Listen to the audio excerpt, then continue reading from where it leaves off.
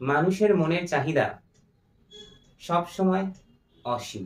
এই চাহিদা বা লোভের দরুনই বিভিন্ন সময় মানুষকে ঠকতে হয়। আজকে এমনই একজন মানুষের কথা বলবো, আজ এমনই এক উপন্যাস নিয়ে আলোচনা করব, মুখ্য চরিত্রে থাকা মানুষও এইভাবেই ঠকেছে। নমস্কার সকলকে, আশা করি সকলে ভালো আছেন, সুস্থ আছেন, নিজের শরীরে খেয়াল রেখে চলেছেন। এই বাস্কেটটা মনে আছে? এটায় আমি আমার টিবিআর লিস্ট বানিয়ে রেখেছি এবং এই টিবিআর লিস্টের মধ্যে থেকে বেশ কিছু বই পড়া হয়েও গেছে। ধীরে ধীরে একটি একটি করে বই আপনাদের সামনে রিভিউ করার চেষ্টা করব। আজকের আমার বই বুদ্ধদেব গুহর লেখা বাংরিপোষির দুই রাত্রি। এই বইটি আমি যখন কিনেছিলাম তখন সেই হলের ভিডিওটা আমি আই বাটন এবং ডেসক্রিপশন বক্সে মেনশন করে দেবো, আপনারা গিয়ে অবশ্যই চেক আউট করে আসতে পারেন। এবার চলে আসা যাক এই উপন্যাসটির উপরে। বাংরিপোষির দুই রাত্রি প্রকাশিত হয়েছে সাহিত্যম প্রকাশনী থেকে, নির্মল সাহিত্যম বুক এজেন্সি থেকে। আমার কাছে যে মুদ্রণটি রয়েছে সেটির মুদ্রিত মূল্য হচ্ছে 150 টাকা এবং এর মোট পৃষ্ঠা সংখ্যা হচ্ছে 128টি। শ্রী বুদ্ধদেব গুহ এই উপন্যাসটিকে উৎসর্গ করেছেন তার প্রিয় কবি সুনীল বসুকে। এবার আসা যাক এই উপন্যাসের মুখ্য চরিত্রদের ওপর। এই উপন্যাসে মূলত তিনটি মুখ্য চরিত্র, অরি, কিসা এবং পিকু। কিসা এবং পিকুর একটি ছোট ছেলে আছে যার নাম টুগুল। এই চারজনকে নিয়েই আমাদের এই মূল কাহিনী। উপন্যাসটির নাম দেখেই বুঝে গেছেন যে এর পটভূমি কোথায়। এর পটভূমি ওড়িশার বাংরিপোষি নামক একটি জায়গায়, এখানে উইকেন্ডে ছুটি কাটাতে এসেছে পিকু, অরি, কিসা এবং টুগুল। চলুন এবার মূল স্টোরিতে আলোকপাত করা যাক। সপ্তাহান্তে অত্যধিক কাজের চাপ থেকে মুক্তি পাওয়ার জন্য অরি, কিসা এবং পিকু এরা তিনজন বাংরিপোষিতে দুটো রাত্রি কাটাতে এসেছে। কিন্তু সবকিছুই যদি সাধারণভাবে হতো কতই না ভালো ছিল।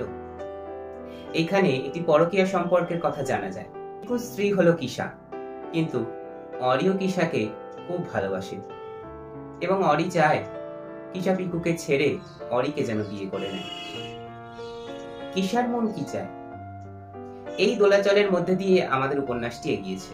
তবে কিসা এবং অরির এই সম্পর্কটা পিকুও কিছুটা আন্দাজ করতে পারে। কিসা তার স্বামী, সন্তান, সংসারকে ঠকাতে চায় না।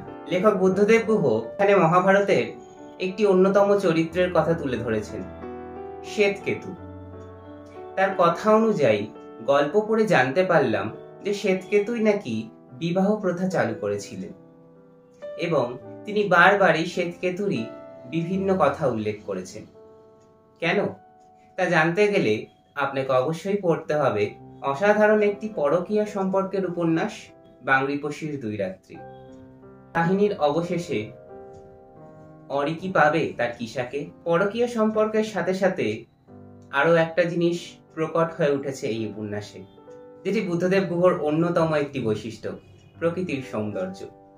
অবশ্যই বাংরিপোষি জায়গাটির বিভিন্ন সৌন্দর্যের কথা তিনি উল্লেখ করেছেন এই উপন্যাসটির মাধ্যমে, যেটি আমার ব্যক্তিগতভাবে অত্যন্ত প্রিয় হয়ে উঠেছে এবং আমি সকলকে একবার পড়ার সাজেশন দেব এই উপন্যাসটি। হ্যাঁ, অবশ্যই 18 বছরের ঊর্ধ্বে গিয়ে এই উপন্যাসটি পড়া শ্রেয় হবে। কিসা এবং অরির এই অবৈধ সম্পর্কের মধ্যে দিয়ে গল্পটা যখন এগোচ্ছে তার মধ্যে মিশে গেছে বাংরিপোষির সৌন্দর্যের একময়তা। এই ট্রিপের মধ্যে রয়েছে মনোমালিন্যতা, অভিমান, না পাওয়া প্রেম, সর্বশেষে এক পরকীয়া সম্পর্কের কথা। এর শেষে পরিণতি কি হয়, কে কোথায় চলে যায়, সেসব জানতে গেলে অবশ্যই পড়ে দেখুন বুদ্ধদেব গুহর অনবদ্য এই উপন্যাস বাংরিপোষির দুই রাত্রি।